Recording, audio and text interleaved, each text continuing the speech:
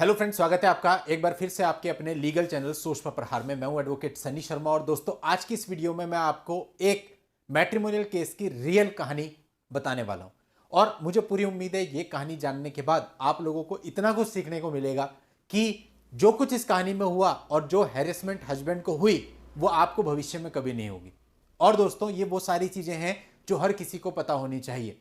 तो आज की ये रियल स्टोरी मैं आपको बताने वाला हूं। तो दोस्तों, ये एक प्रैक्टिकल वीडियो है जो कि सभी लोगों के लिए बहुत इंपॉर्टेंट है। आप सबको पूरा देखना चाहिए, समझना चाहिए, क्योंकि इस प्रक्रिया में 4 केस चल रहे हैं। वही चारों केस जो आपके ऊपर जनरली होते हैं। क्या क्या होते हैं? कौन कौन से 4 केस? 498 आईपीसी, डीवी एक्ट, 125 सीआरपीसी और इसके अलावा डाइवोर्स केस। और ये सबसे बड़ी बात है, चारों के चारों केस ही लड़की की तरफ से, वाइफ की तरफ से डाले गए हैं। और 2018 से मुकदमेबाजी चल रही है। 2023 ऑलमोस्ट आ चुका है, यानी 18, 19, 20, 21, 22 5 साल कंप्लीट हो चुके हैं। और ऐसी स्टेज पर है जहां पर समझ नहीं आ रहा अब क्या किया जाए। तो आप ध्यान से इस वीडियो को देखिएगा, आखिरी तक वीडियो में बने रहिएगा। अभी तक भी चैनल को सब्सक्राइब नहीं किया हो तो फटाफट चैनल को सब्सक्राइब कर दें, क्योंकि इस चैनल पर इस प्रकार की इंफॉर्मेशन आपको मिलती रहते हैं। और दोस्तों, जैसा कि आप जानते हैं, मैंने एक नया चैनल बनाया है, smart life with Sunny Sharma. उस चैनल को भी फटाफट सब्सक्राइब करके सब्सक्राइबर की संख्या बढ़ा दें। उस चैनल को भी फटाफट सब्सक्राइब कर लें, उसका लिंक इस वीडियो के नीचे डिस्क्रिप्शन में आपको मिल जाएगा। चलिए दोस्तों, अब हम बात करते हैं कि इस मामले में था क्या।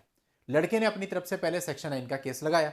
सेक्शन 9 की डिग्री उसके फेवर में आ गई। अब वो डिग्री लेकर के बैठा है और इसके एवज में वाइफ ने उसके ऊपर 498 का केस लगाया, जिसमें 377 SC ST जो जो लगा सकते थे सब लगा दिया। इसके साथ 125 सीआरपीसी का केस भी डाल दिया, इसके साथ डीवी का केस भी डाल दिया। अब मैं आपको बताने वाला हूं लड़के की वो गलतियां जो कि इसने इस पूरी प्रक्रिया में की। उसने किसी को हायर किया तीनों ही केसेस के लिए। स्थिति यह थी कि 125 सीआरपीसी में जवाब दाखिल हुआ और जवाब दाखिल होने के बाद लड़का अपीयर नहीं हुआ, उसको मेडिकल इशू थे और उसके मामले में पैरवी नहीं की गई और मामला चला गया एक्स पार्टी पर। और एक्स पार्टी प्रोसीडिंग पर भी मामला 2 साल तक पड़ा रहा, लेकिन एक सिंगल एप्लीकेशन तक उसने नहीं लगाई उस एक्स पार्टी ऑर्डर को सेटिसाइड करने के लिए। इसी तरह से दोस्तों, 498 आईपीसी में जिस दौरान वो कोर्ट में नहीं आ रहा था उसकी तरफ से कोई पैरवी नहीं हुई और 498 आईपीसी में उसके वारंट चल रहे हैं। तीसरा, डीवी एक्ट के अंतर्गत भी एक्स पार्टी ऑर्डर हो गया, लड़की ने उसका एग्जीक्यूशन डाला हुआ है। इसके बाद दोस्तों 2022 में वो व्यक्ति मेरे कांटेक्ट में आया और जब मुझे बताया उन्होंने कि ऐसी ऐसी प्रक्रिया, और अभी एक नया केस उन्होंने डाल दिया है सेक्शन 13 यानी डाइवोर्स का।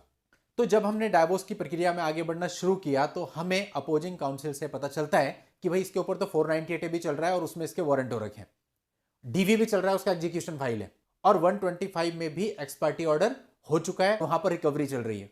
और अभी हाल ही में उसमें भी उसके रिकवरी वारंट जारी कर दिया गया है कि अगली तारीख पे या तो आप पैसे जमा कराएंगे या फिर आप जेल जाएंगे। तो कुल मिलाकर के लड़के ने अपनी कहानी इतनी ज्यादा बुरी कर ली। अब वो बोलता है मैं क्या करूं।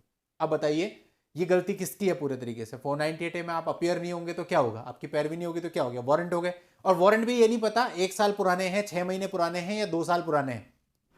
अब उसको रिकॉल कराना है। अगर मान लेते हैं मजिस्ट्रेट साहब संतुष्ट नहीं होते, रिकॉल नहीं किए, तो जेल जाओगे। सेकेंड, डीवी के अंदर क्या सिचुएशन है? अब अगर डीवी के अंदर कोई गलत ऑर्डर हो भी गया था तो उसको तुरंत के तुरंत चैलेंज करना था, कहीं बाहर थोड़ी जाना था, उसी सेशन कोर्ट में तो चैलेंज होता, लेकिन आपने चैलेंज भी नहीं किया। इसके बाद दोस्तों 125 सीआरपीसी में ऑर्डर हुआ, उसको भी आपने कहीं पे भी चैलेंज नहीं किया। जब भी आपसे बात की जाती या आपको समझाया जाता तो आप कहते हैं मैं तो जेल चला जाऊंगा।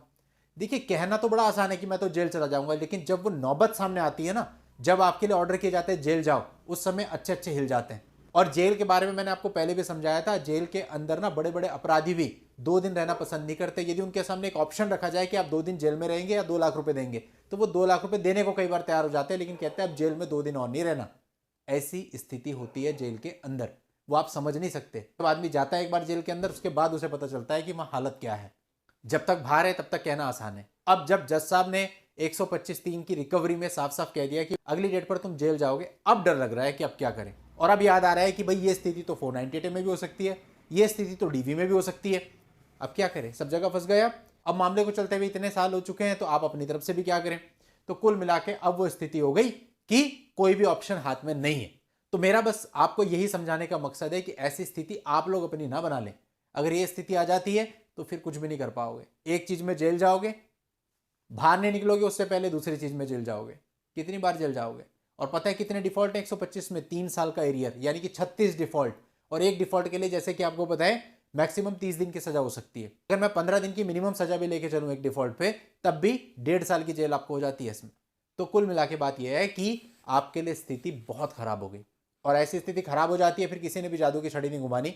आप किसी के पास चले जाओ, क्या करेगा वो? होगा तो सब लॉ के हिसाब से ही। अब जो चीजें पहले होनी चाहिए थी वो तब हुई नहीं। आप कुछ भी कर लें, कितना ही रो लें, कितना ही चिल्ला लें, कुछ नहीं कर पाएंगे। इसीलिए आपको समझाया जाता है हमेशा से कि अगर आप लिटिगेशन में हो, एक एक स्टेप आपको फूक फूक कर लेना है ताकि ये स्थिति आपके सामने ना बन जाए। चलिए दोस्तों, उम्मीद करता हूं जो मैं आपको समझाना चाह रहा था आप समझे होंगे और आप अपने हैंड पे इस प्रकार की मिस्टेक्स कभी भी नहीं करेंगे। आज के इस वीडियो में इतना ही। नेक्स्ट वीडियो में नई जानकारी के साथ मैं आपसे फिर मिलता हूं। तब तक के लिए good bye and thank you for watching. Take care.